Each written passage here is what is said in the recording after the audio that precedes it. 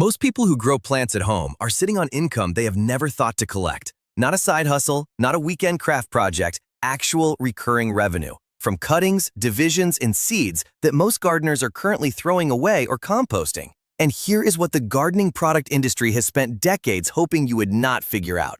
Because the moment you understand the mechanism of biological multiplication, you stop being a customer. You become a competitor.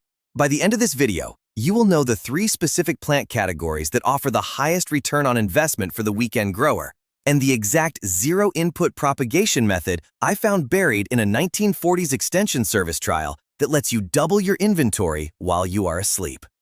I was at a petrol station a few months ago, just filling up on a Tuesday morning, heading into a meeting, and the implication of what I had been reading the night before finally landed. I looked at the price on the pump, then at the grocery store across the street, and I realized we have been trained to be consumers of things that literally want to grow for free. I sat in my car for 10 minutes before I even started the engine. That realization is what this video is about. Most home growers who try to make money from their garden fail for the same specific reason. They follow what I call the industrial script. They grow annuals, plants that die every year, require constant work, constant watering, and constant replanting. And then wonder why $50 in soil and seed produces $12 at the farmer's market. That is not a business. That is an expensive hobby with extra steps. The gardening content industry keeps selling you this model, by the way. It needs you replanting. It needs you buying the bags and the bottles and the packets. The moment you shift from annual crops to biological assets, plants that multiply themselves, you stop feeding that system entirely. If you're someone serious enough about your land to understand the mechanism beneath the method, you need to stop thinking like a gardener and start thinking like a biological investor. Before I go further, let me explain something. It is called the rhizosphere. It is the zone of soil immediately surrounding plant roots where the most intense microbial activity on Earth occurs. Plants are not just sitting there passively. They are actively recruiting specialized bacteria and fungi by releasing chemical signals through their roots. Modern analogy? A plant broadcasting a hiring signal underground, and the soil ecosystem responding by sending specialized workers. The reason this matters here is that when you are growing in a container while working a full-time job, you are not feeding the plant. You are managing a recruitment agency. If the soil food web is alive, the plant largely grows itself. Bridge back. This is why the zero-input system works, and why industrial growing can never replicate it at your scale. Here is the single most counterintuitive fact I can give you about making money from plants. A single mature hosta crown, divided in early spring, will produce 4 to 8 viable divisions in one session. A single mature pothos plant, sitting in your living room doing nothing but growing, can produce between 40 and 80 rooted cuttings per year. At current Facebook Marketplace and farmers market rates, a rooted 4-inch cutting sells consistently for $4 to $8. That is one plant, already in your house, producing between $160 and $600 per year in raw output, if you choose to collect it. Most gardeners are composting this money monthly without realizing it. They trim back the monstera. They divide the hosta bed and leave the extras on the curb. They cut the leggy stem off the jade plant and drop it in the bin. Every one of those is a saleable unit they chose not to sell. The plants that compound this way most reliably: hostas, daylilies, ornamental grasses, lavender, mint family herbs, sedums, coneflowers, bee balm, and for indoor growers, pothos, philodendrons, snake plants, ZZ plants, and spider plants. Are you currently growing any of these? Drop a yes or no in the comments right now. I want to see how much inventory this audience is already sitting on. Now, I want to introduce you to a composite character. His name is Callum. He is 42, works in IT, and has exactly 4 hours a week to spend in his garden. He used to spend those 4 hours weeding lettuce. He does not do that anymore. Callum takes one elderberry bush in winter, the dormant season, when most gardeners have packed up entirely, and turns it into 100 hardwood cuttings.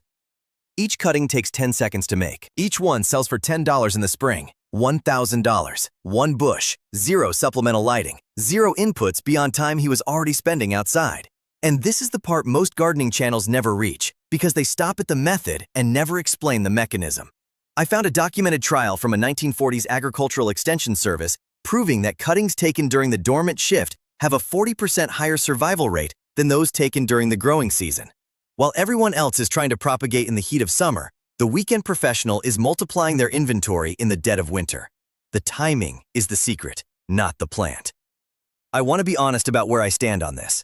I think the modern buy-plant-die cycle sold by big box garden centers is a deliberate design. It keeps you dependent on chemical fertilizers, annual seed packets, and replacement stock. I have followed the evidence carefully. But you should know my bias. I am on the side of the grower, not the seller. If you've been half listening to this while doing something else, I need you to actually look at the screen for this next part, because this is the piece that makes everything else make sense. If you want this to work around a full-time job, the plant selection has to do most of the work for you.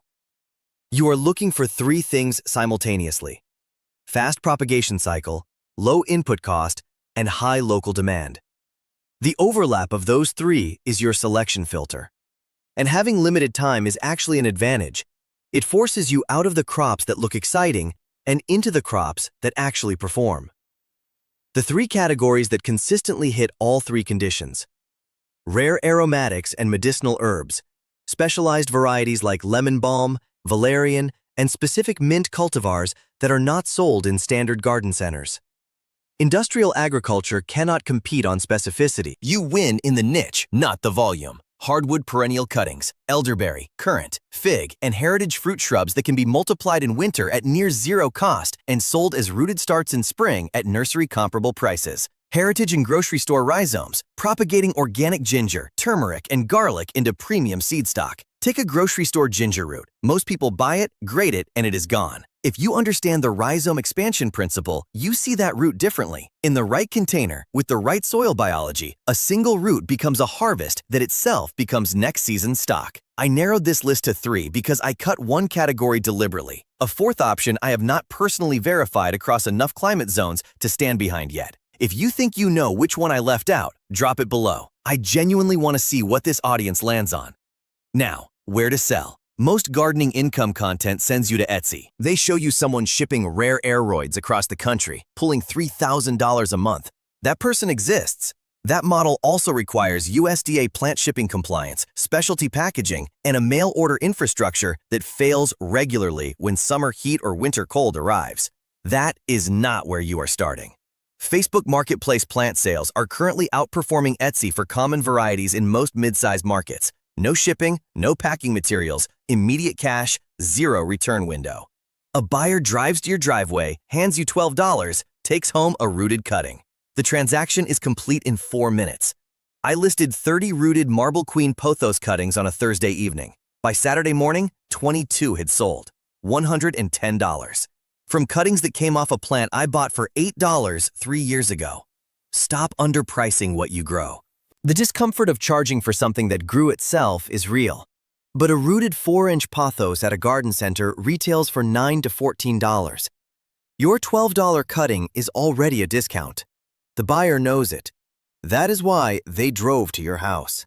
The real ceiling on this model is not plant supply. It is buyer trust.